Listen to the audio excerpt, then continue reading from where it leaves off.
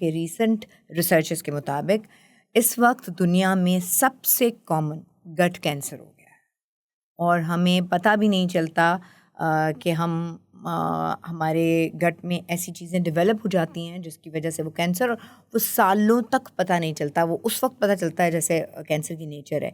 सो इसलिए make sure कि आप जो खाएं अपनी गट पे रहम करें क्योंकि इसी से रिलेटेड आपकी बाकी सारी चीज़ें हैं। शाइसा, मैं ये बताऊं आपको कि मैं एक रिसर्च पढ़ रहा था कि 1/3 हमारे एज आई सेड के 10 ट्रिलियन माइक्रोबियोम्स जो माइक्रो ऑर्गेनिजम्स हैं, 1/3 ऑर्गेनिजम्स मर जाते हैं right after when you take 1 dose of antibiotic. तो मैं हमेशा कहूँगा कि अपने डॉक्टर से मशवरा करके लें।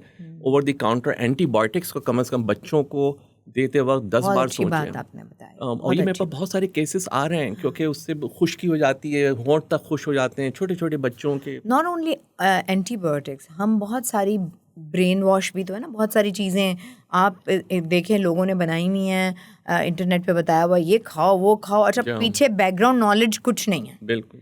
और बस अगर एक चीज़ के बारे में चूँकि मुझे व्लॉग बनाना है तो मैंने कुछ भी कह देना है और लोगों ने अमल कर देना है और उसके बाद लोगों ने वो ख़रीद भी लेना है और वो लोगों ने खानी भी है। बिल्कुल बिल्कुल। तो अब ये भी हो गया है, फिर हमारी ग़िज़ा उस तरह की नहीं रही, फिर हमारे स्ट्रेसेस उस तरह के नहीं रहे। बिल्कुल सही कह रहे हैं। तो इतनी सारी चीज़ें चेंज हुई हैं और लोग अब एंशंट चीज़ों की तरफ जो उनके बड़े करते थे उस तरफ आ रहे हैं। तो हमारे छोटों को, हमारे जूनियर्स को ये जानना चाहिए कि वो क्या चीज़ें हैं जिनसे हम अपने आप को बेहतर रख सकते हैं। बस जब हम इन्वेस्ट कर सकते हैं कि हमारा बच्चा आने वाले वक्त में जी सेहतयाब भी हो, अच्छी कंट्री में भी रहता हो, उसके पास ये सिटीज़नशिप भी हो और उसके पास ये पढ़ाई के मौके भी हों, तो हमें ये भी उसको बताना चाहिए कि उसने जो ज़िंदा रहना है जिस सेहत के साथ, जिस बॉडी के साथ, जहाँ उसकी सोल ने रहना है, उस बॉडी को कैसे रखना है। बिल्कुल सही कह रही हूँ। मैं हमेशा अक्सर अपने क्लिनिक में वक्त तो रट भी गया है कि चीनी चाव चिकनाई चाय चर्बी चटनी चटपटी चीज़ें, नहारी रोटी टिक्का बोटी तंदूर की रोटी फरमाइशी chapati Maggi noodles spaghetti zinger burger pizza Pakola बचे और चिकन की बाहर की बिरयानियाँ।